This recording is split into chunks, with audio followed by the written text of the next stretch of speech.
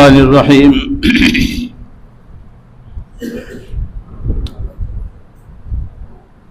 موضوع کے اعتبار سے میرے تمام حضرات علماء اور مفتیان کرام نے اپنے علم و فضل سے ہماری رہنمائی کے اصول بیان فرمائے ہیں،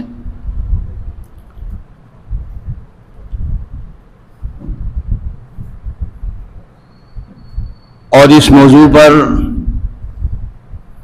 میرے خیال میں کوئی پہلو ایسا نہیں چھوڑا جسے میں پر کر سکوں۔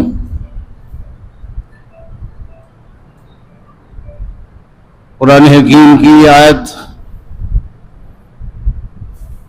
آپ کے سامنے بار بار پڑھی جا رہی تھی اور میں اسی کو سوچ رہا تھا، فَأَذَنُوا بِحَرْبٍ مِّنَ اللَّهِ وَرَسُولِهِ۔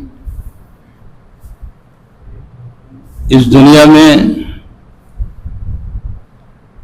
ایک گناہ تو قتل بھی ہے یار، یہ بھی بڑا گناہ ہے۔ بدکاری زنا کرنا بھی ایک بہت بڑا گناہ ہے۔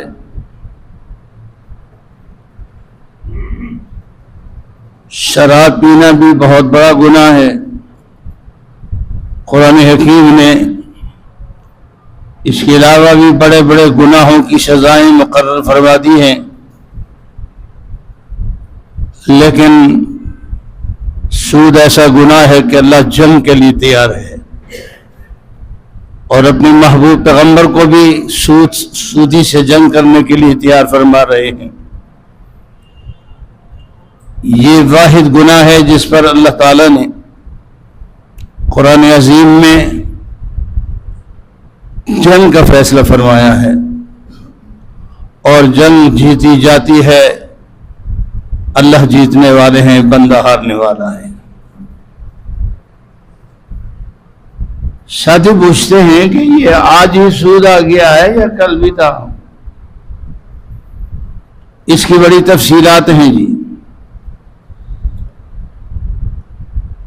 حضور اکرم صلی اللہ علیہ وسلم کے عہد مبارک میں یہ کاروبار زوروں کا تھا، یہ آج نہیں ہے۔ کچھ لوگ پیسے جمع کرتے تھے، تجارت کے لیے جایا کرتا تھا ایک آدمی سے پیسے جمع کر کے، یمن جاتے تھے، شام جاتے تھے، یہاں کی چیزیں وہاں بیچ کے آتے، وہاں کی یہاں لاتے۔ یہ ان کے سودی کاروبار کا ایک طریقہ تھا جس کی تفصیلات کتابوں میں موجود ہے، اور وہ جس نے ان کو جاتے وقت رقم دی ہوتی اس کا فائدہ بھی اسی طرح اس کو دیتا وہ، تو اس کی پوری تفصیلات کتابوں میں موجود ہے کہ اس وقت یہ تھا، آج اس کی نقل ہے۔ یہ جنگ آج کی نہیں ہے، اس دور کی ہے جس دور میں یہ قرآن نازل ہوا تھا۔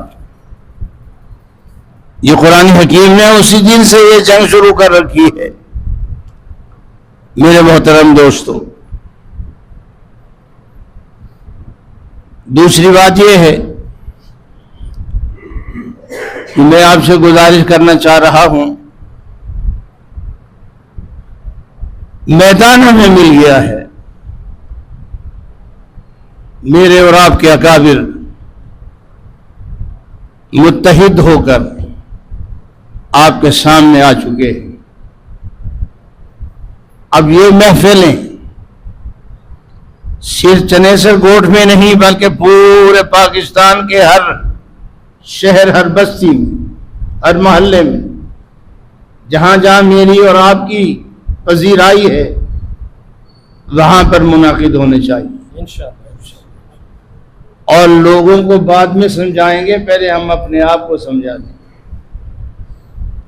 ہم لوگوں کو سمجھانے میں بڑے مستعد ہوتے ہیں، اپنے آپ کو سمجھائیں کہ کہیں اس میں ہم تو ملوث نہیں ہیں، اگر ملوث نہیں ہیں تو ہم چپ کیوں ہیں؟ جب ہم چپ ہیں تو ہم تو اس پر راضی ہیں، ہمیں برملا اس کا اظہار کرنا چاہیے۔ ہمارے اکابرین وہ یہ ٹھان کر میدان میں اتر چکے ہیں اور نظام پاکستان میں، دستوری نظام میں اس کو منوا چکے ہیں۔ اب اس جد و جہد کو آگے بڑھانا ہے،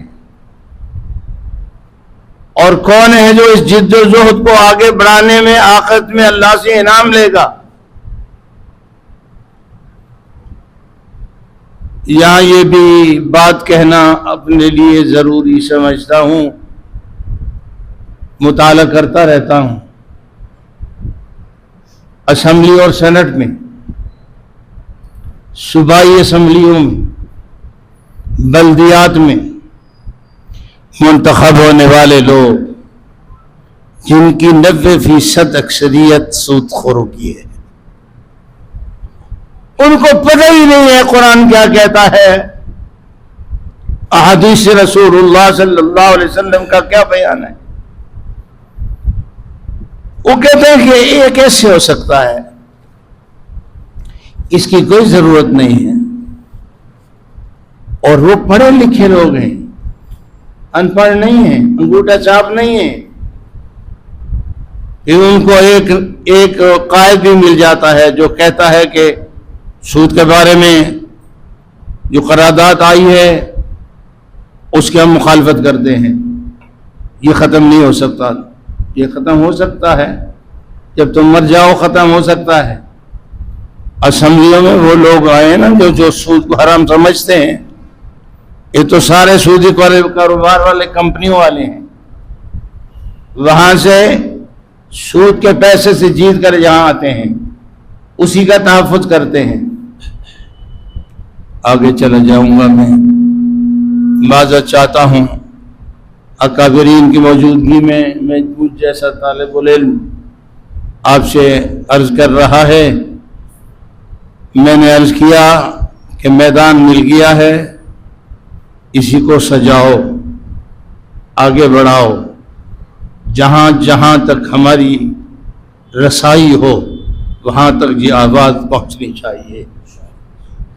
یہ وہ مسئلہ ہے جس مسئلے کے لیے ہر محلے سے، ہر گلی سے، ہر کونے سے آواز بلند ہونی چاہیے، اور وہ جو آواز بلند ہوگی انشاءاللہ وہ کامیاب بھی ہوگی۔ دوسری بات آپ سے آخر میں یہ بھی عرض کرنا چاہوں گا کہ حضور اکرم صلی اللہ علیہ وسلم نے، جیسا کہ اکابرین نے بڑی وضاحت کے ساتھ آپ کے سامنے فرمایا کہ حضور اکرم صلی اللہ علیہ وسلم نے حجۃ الوداع میں عباس رضی اللہ عنہ کے سود کو یکدم جوتے کی نوک سے ختم کر دیا تھا۔ کتنا تھا یار؟ میں نے پڑھا ہے کتابوں میں 22 لاکھ روپیہ تھا۔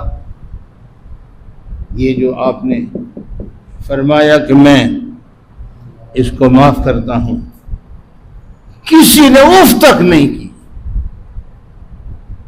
یہی ان سود خوروں کو بھی کرنا چاہیے نا یار، جو حضور اکرم صلی اللہ علیہ وسلم کے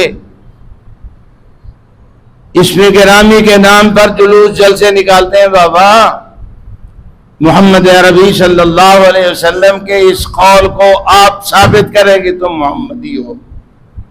محمدی وہی ہے جو سود خور کہے کہ میں نے اپنا سود معاف کیا جیسے کملی والے نے معاف کیا، پھر تو بات بنے گی، اس طرح باتیں نہیں بنے گی۔ اللہ تعالی ہم سب کو اس جدوجہد میں خرچ کر ڈالے۔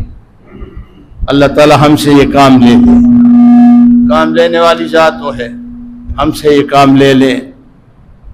یہ اتنے آدمی نہیں ہیں، یہ کئی لاکھ آدمیوں کا اجتماع ہے، ایک ایک آدمی کے پیچھے کئی کئی لوگ ہیں۔ ہم اس کو آگے بڑھائیں۔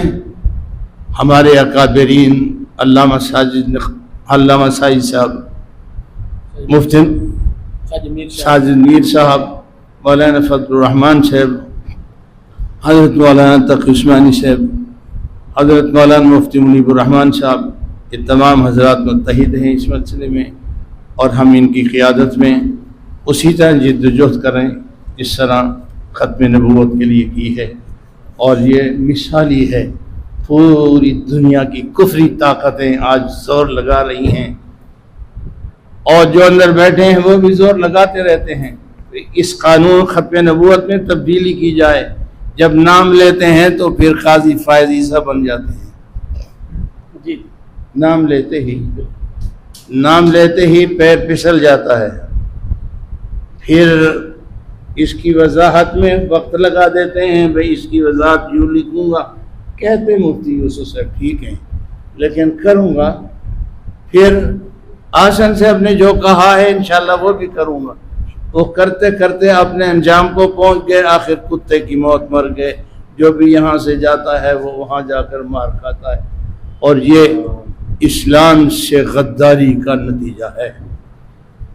پاکستان کی حکومت ان کا دفاع نہیں کر سکتی۔ جو اللہ کے رسول سے بغاوت کرے، جو سودی نظام کو حلال کہے، اس سے اللہ تعالیٰ ہماری جان چھڑا دیتے ہیں، اور اس طرح چلے جاتے ہیں۔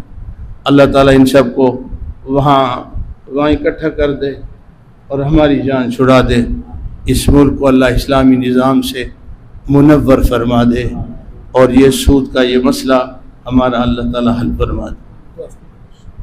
دعا